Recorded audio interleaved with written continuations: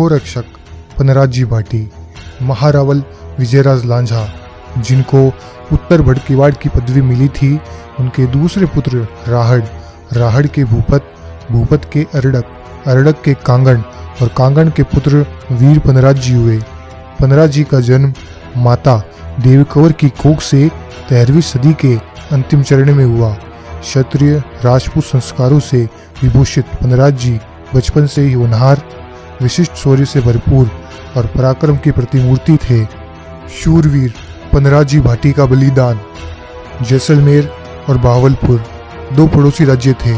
वर्तमान समय में बहावलपुर पाकिस्तान में है। बहावलपुर के नवाब की सेना आए दिन जैसलमेर राज्य के सीमावर्ती क्षेत्रों में डकैती और लूटपाट करती थी, परंतु कभी भी जैसलमेर के भाटी वंश के शासकों से टकराने की हिम्मत नहीं करती थी।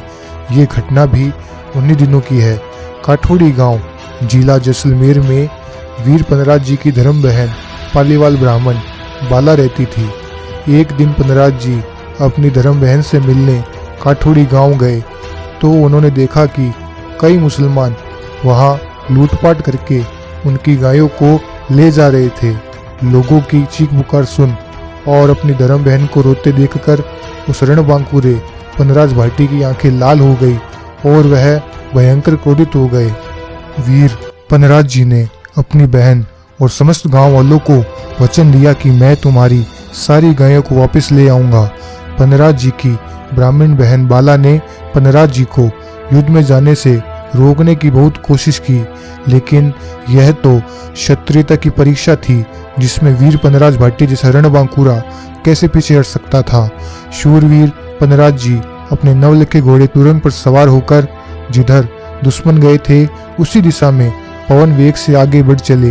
दुश्मनों की दिशा की तरफ आगे बढ़ते हुए पनराजी भाटी का शत्रुओं के साथ घमासान युद्ध छिड़ जाता है। शूरवीर पनराजी भाटी की तलवार दुश्मनों के रक्त से अपनी प्यास बुझाती हुई उन्हें यमलोक भेज रही थी। वीर पनराजी भाटी के हुंकारों से सारा वातावरण गुंजायमान हो रहा था। पनराजी के रणकौशल से शत्रु सेना में भगदड़ मच गई। मुसलमान मौत को अपने नजदीक देखकर गायों को छोड़कर भागने लगे। वीर पनराज जी सारी गायों को मुक्त करवाकर विजय होकर वापस लौट ही रहे थे। शूरवीर पनराज जी की ब्राह्मण बहन बाला अपने भाई की जीत की खुशी में फूली नहीं समा रही थी, लेकिन होनी को कौन टाल सकता है। विधाता को शायद कुछ और ही मंजूर था। एक तुरक मुसलमान ने छल कपट से काम लेते हुए पीछे से वार कर वीर पनराजी भाटी का सिर धड़ से अलग कर दिया, लेकिन वीर पनराजी भाटी का बिना सिर का धड़ अपने दोनों हाथों से तलवार चला रहा था और शत्रुओं के लिए प्रलय साबित हो रहा था। सिर कट जाने के बाद भी तुर्कों को मौत के घाट उतारता हुआ शूरवीर का धड़ 12 कोस दूर बहावलपुर पाकिस्तान तक चला गया था। वीर पनराज जी की तलवार रणचंडी का रूप धारण कर शत्रुओं के रथ से अपनी प्यास बुझा रही थी। तुर्कों में त्राही त्राही मच गई थी और वह अल्लाह अल्लाह चिल्लाने लगे।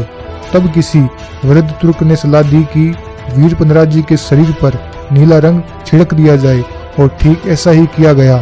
फिर वीर पनराज जी का शरीर ठंडा पड़कर धरती माँ की गोद में आ गिरा।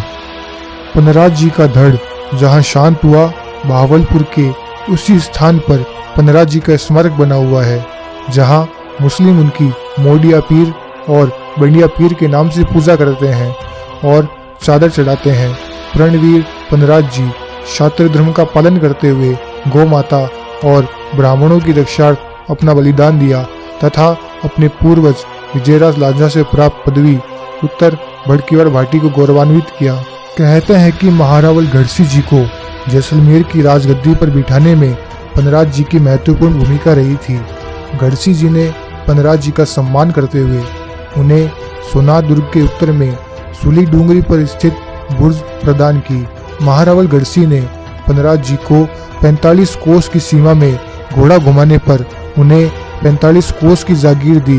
वो क्षेत्र आज के समय में राहड़की के नाम से जाना जाता है तथा यहाँ राहड़ भाटी कोई गांव स्थित है। स्वयं पनराज जी द्वारा निर्मित पनरासर तालाब जहाँ उनका सिर कटा था, उस स्थान पर पीले रंग की मूर्ति स्वतः प्रकट हुई। इसी स्थान पर साल में 2 बार भाद्रपद शुक्ल पक्ष और माघ सुदी शुक्ल पक्ष दशम को भव्य मेला लगता है तथा हजारों श्रद्धालु यहाँ मन्नत मांगने आते हैं और पनराज दादाजी उनकी मुरादें पूरी करते हैं।